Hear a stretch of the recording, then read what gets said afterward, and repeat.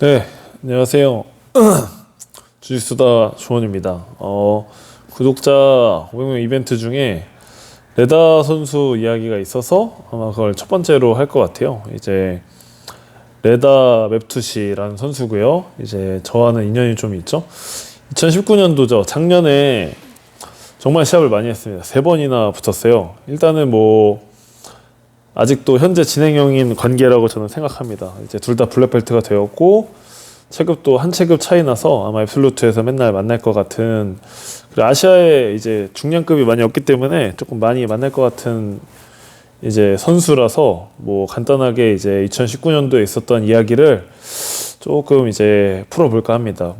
재미는 없을 수도 있어요. 저는 이제 조금 생각보다 되게 저의 2019년도 최대 라이벌이었는데, 이제 들으시는 분들은 아마 조금 재미가 없을 수도 있는데 한번 들어보시면 또 재미있을 수도 있습니다.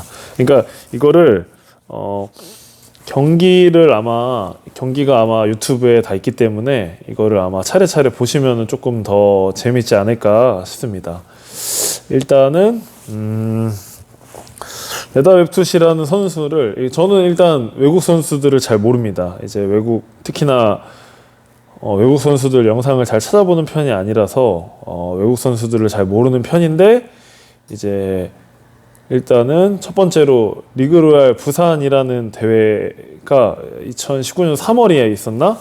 그때 있었을 거예요. 2월이었나 그랬는데, 제가 그때 페나메리카 IBJF 페남 주짓수죠. 페남을 준비하고 있었는데, 페남 미국을 가기 전에 시합을 한번 뛰어서 조금 시합감을 찾으려고 제가 시합을 신청을 해서 출전을 하게 되었습니다. 이제 시합을 나갔는데 부산에서 이제 부산이 일본에 가까우니까 이제 리그로얄에서 외국 선수를 한 명 영입했다고 하더라고요.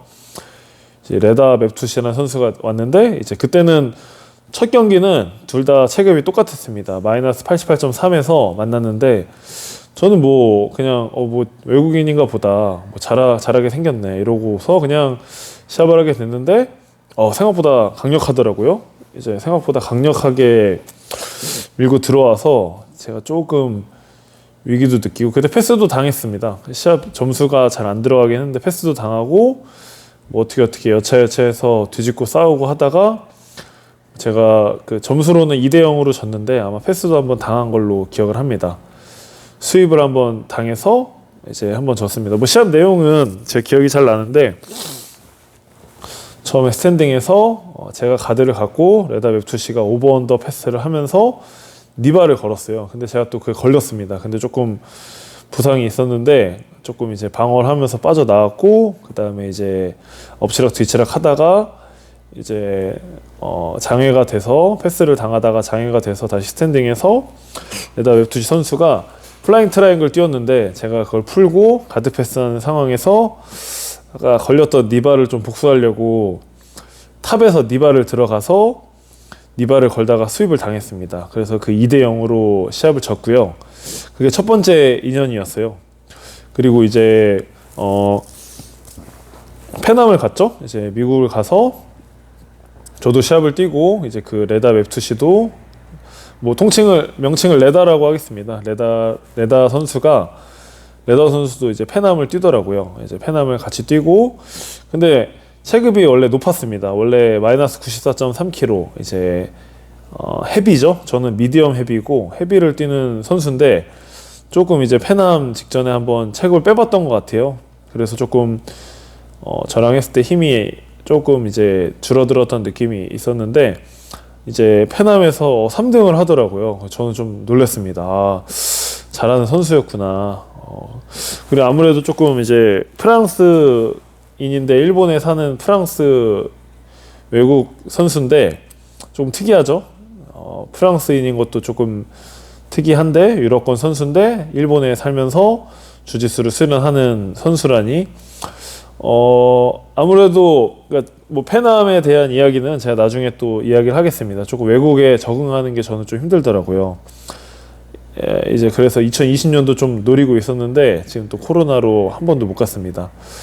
아무튼 그렇게 인연이 있었고, 그 다음에 이제 그 다음에 서울에서 또 만났습니다. 서울에서 또 아마 계속 만날 것 같았는데 서울에서 이제 제가 체급에서 우승을 하고 그 다음에 또 앱솔루트에서 꾸역꾸역 올라가다가 윤민우 선수랑도 하고 뭐 올라가서 레다를 또 만났는데 그때는 제가 왜 그랬나 싶을 정도로 조금 힘이 빠져 있어요. 뭐 핑계라고 할 수도 있는데 뭐 그 댓글에도 아마 제가 좀 도망친다고 있었는데, 근데 제가 원래 이스케이프를 조금 이제 패스를 당할 때 딥하프로 많이 가는 이스케이프를 많이 하는데 조금 뭐 도망치는 모습으로 보일 수도 있었습니다.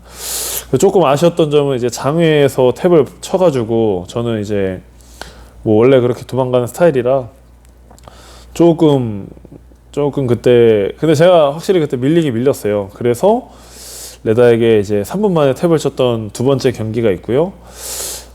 그리고 이제 제가 두 번이나 지니까 조금 이제 많이 확실한 목표가 생기더라고요. 그래서 이제 리그로얄은 이제 1년에 한 6번에서 8번 정도 열리면서 이제 마지막에 왕중왕전을 하는 또 이벤트가 있습니다. 그래서 이번에는 꼭 12월에 마지막에 왕중왕전에서 레다랑 해서 시합을 해서 이기고 싶다, 이러한 목표가 많이 생겨서 준비를 많이 했는데, 근데 일단은 제가 리그로얄 서울이 몇 월이었는지 기억이 잘 안 나는데 8월쯤이었던 것 같아요. 8월에 그 시합을 뛰고 나서 이틀 후에 무릎 부상을 당합니다. 무릎 부상을 당해서 솔직히 그때 조금, 제가 원래 왼쪽 무릎에 옛날에 5년 전에 수술했던 전력이 있어서 또 왼쪽 무릎을 다쳤는데 그때 은퇴를 조금 고민할 정도로 조금 이제 연골판이 좀 찢어졌다고 병원에 소견이 나와서 조금 이제 걱정을 했는데, 어떻게 꾸역꾸역 2개월 동안 재활을 한 후에 또 리그로얄 서울에서 세 번째인가 그랬죠? 부산에서 또 한 번 열리고 이제 또 서울에서 한 번 더 열리는데, 제가 서울에 출전해서 그때는 또 앤소니 크루즈랑 두 번이나 붙었어요. 앤소니 크루즈 선수랑 체급에서 붙고, 체급에서 제가 지고, 제가 부상 후에 첫 시합이긴 했는데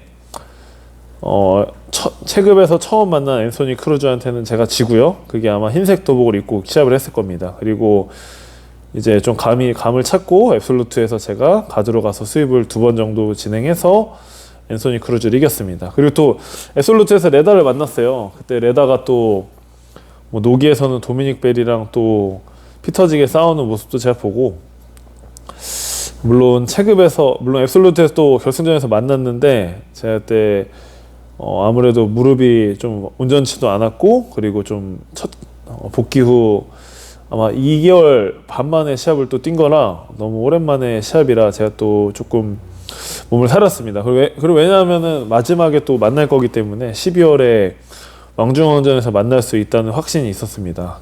제가 포인트를 또 땄기 때문에.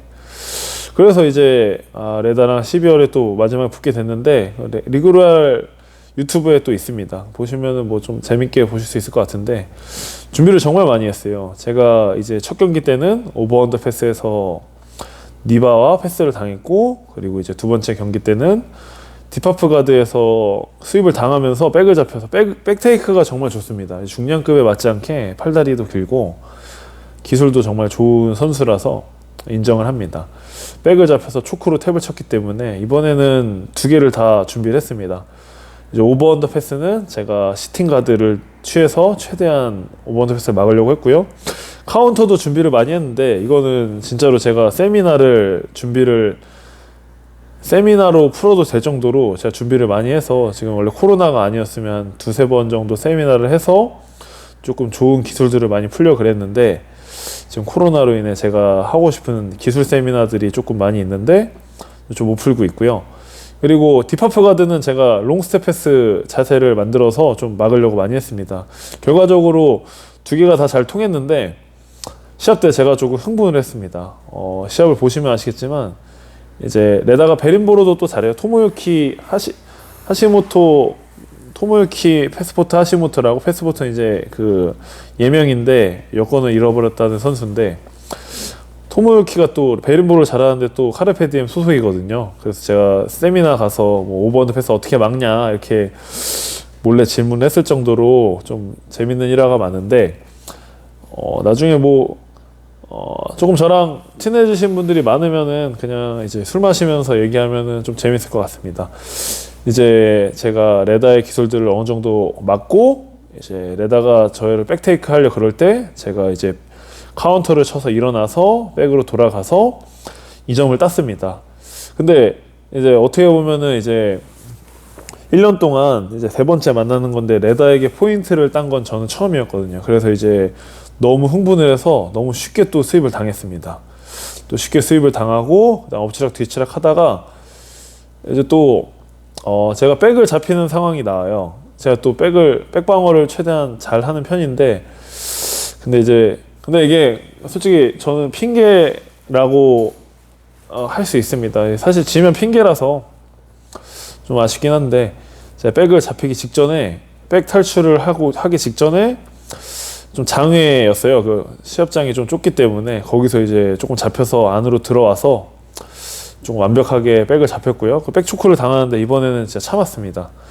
제가 또 데뷔도 많이 했고 저희 도장에 세인이라는 친구가 또 레다처럼 압박도 좋고 잘해주기 때문에 그래서 뭐 백에서 어쨌든 탈출을 해서 마지막에 패스를 시도하다가 시합이 끝났습니다. 뭐 아마 뭐 후회가 좀 남긴 했지만 그래도 항상 저는 이제 라이벌이라고 하는 건 좀 그렇고 제가 3번이나 졌기 때문에 이제 저보다 잘하는 선수들을 목표로 해서 같이 이제 티격태격 하면서 서로를 발전시키는 게 좀 얼마나 좋은지 또 느꼈던 시합이었습니다. 뭐 그날 열받아서 도장에 오자마자 수업이 있었는데 수업을 해서 스파링 한 10판 정도 했던 것 같습니다. 아무튼 근데 이거 레다랑 아마 스토리는 제가 보기엔 3, 4년 더 이어지지 않을까. 아마 아시안컵, 그러니까 IBJF 아시안컵이죠. 아시안컵에서 맨날 만날 것 같고 리그로에서도 맨날 만날 것 같고 아마 제가 이제 이길 때가 됐습니다. 저 준비를 정말 많이 했고 저를 발전시켜주는 정말 좋은 상대 선수지만 이제 더 이상 지고 싶지 않고 그리고 이제 어떻게 이길지도 준비를 많이 했습니다. 코로나가 빨리 풀려서 이게 제가 준비한 세미나로 한번 얼마나 준비를 많이 했나 재밌게 배워보시는 시간이 만들어졌으면 좋겠어요. 일단 레다와의 이야기는 이렇습니다.